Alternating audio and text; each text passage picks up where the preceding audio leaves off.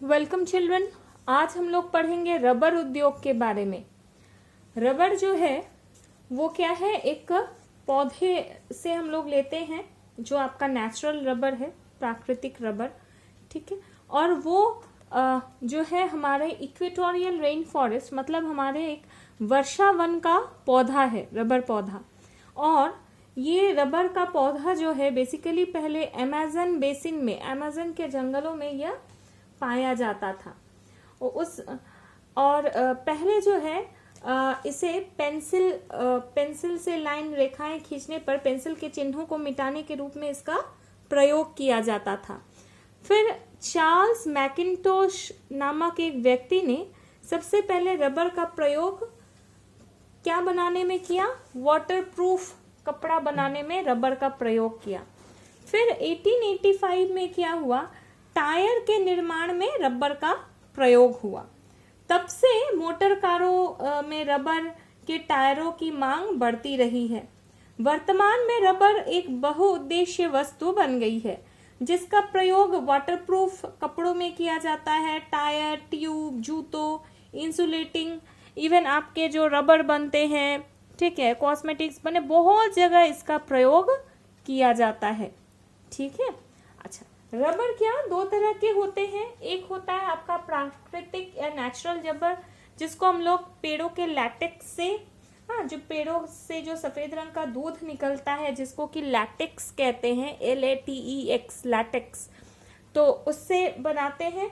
और दूसरा है आपका संश्लिष्ट रबर, जिसको कि आर्टिफिशियल रबर या सिंथेटिक रबर कहते हैं। इसमें क्या होता है, रासायनिक पदार्थों यानी केमिकल्स यूज करके कारखानों में इसे तैयार किया जाता है।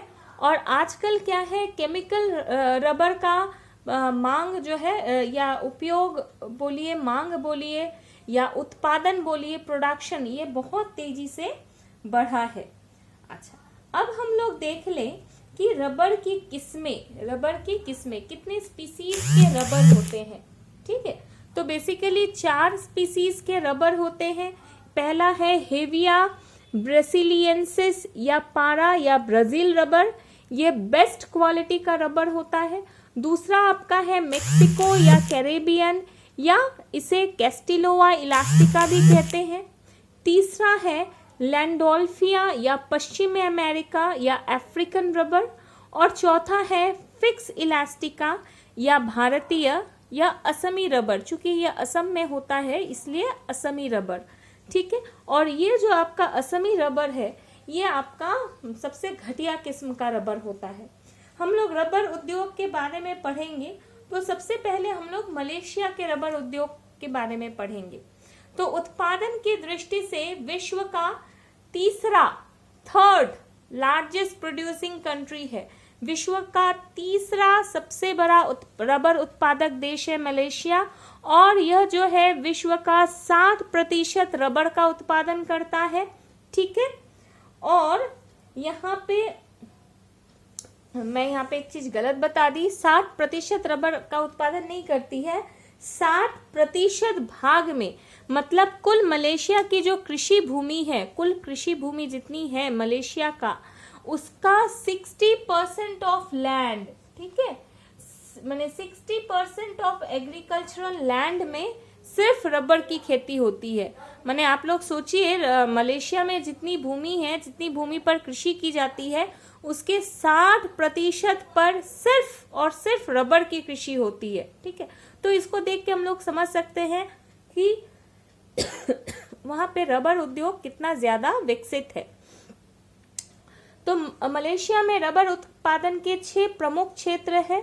पहला है सारावक में पश्चिमी तटीय मैदान, दूसरा है किनवालू में पर्वतपदीय क्षेत्र, तीसरा है जोहर बाहक क्षेत्र, चौथा है मलक्का क्षेत्र, और पांचवा है पेराक क्षेत्र, छठा है पेनांग नदी आप लोग पढ़े हैं, पेनांग बेसिन या पेनांग क्षेत्र। तो मलेशिया में जो रबर की कृषि होती है वो टोटली ऑर्गेनाइज्ड वे में होती है, एकदम आपके संगठित क्षेत्र में होती है, हाँ, और वैज्ञानिक तरीके से होती है पूरी तरह से। इसके लिए रबर क्या है, आपका एक नकदी फसल है, इंडस्ट्रियल क्रॉप है, औद्योगिक फसल है ये। रबर का तो कोई ऐसे इस्तेमाल नहीं करेगा, जो भी होता है वो कच्चे माल के रूप में उद्योगों को पहुंचा दिया जाता है।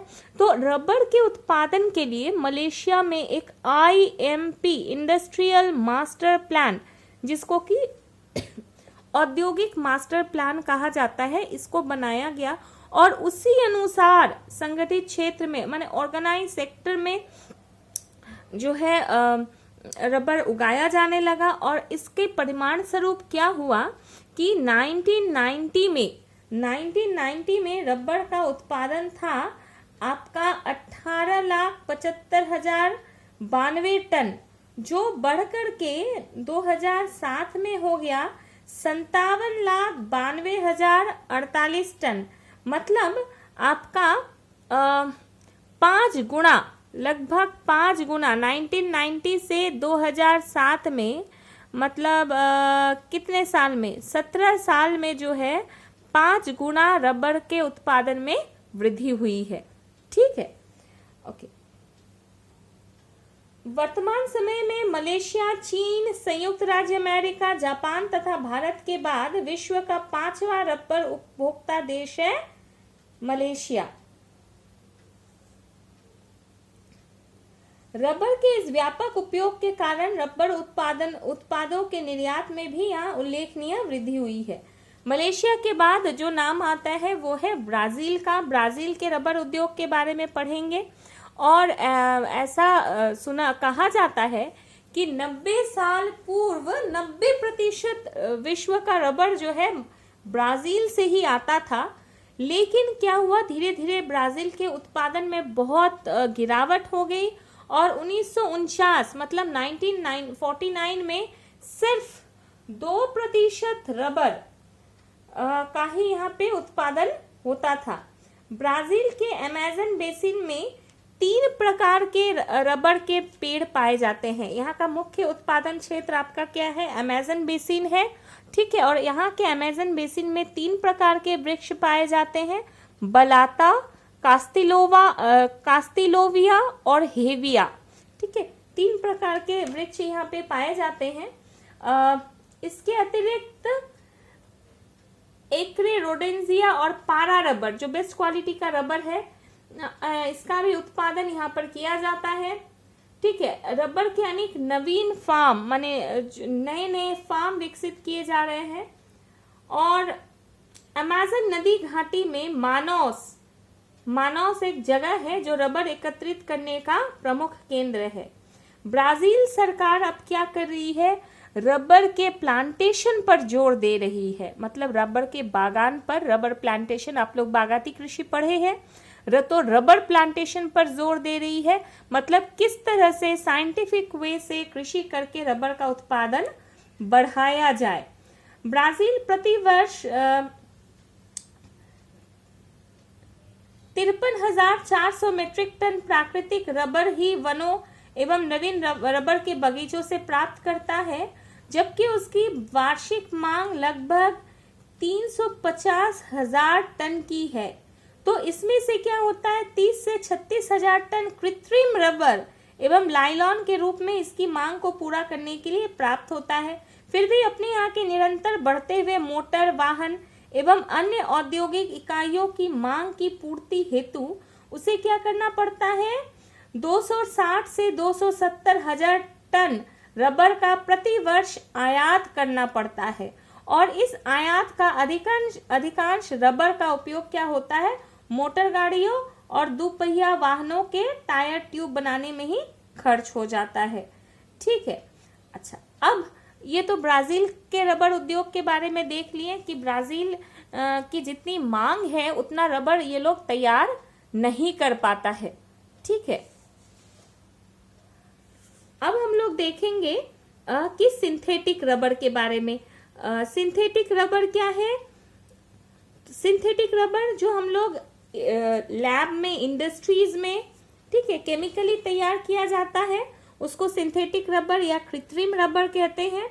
और इसका जो उत्पादन है वो निरंतर तीव्र गति से बढ़ता जा रहा है। और यह प्राकृतिक रबर को टफ कंपटीशन, प्राकृतिक रबर के साथ इसकी कड़ी प्रतिस्पर्धा की स्थिति उत्पन्न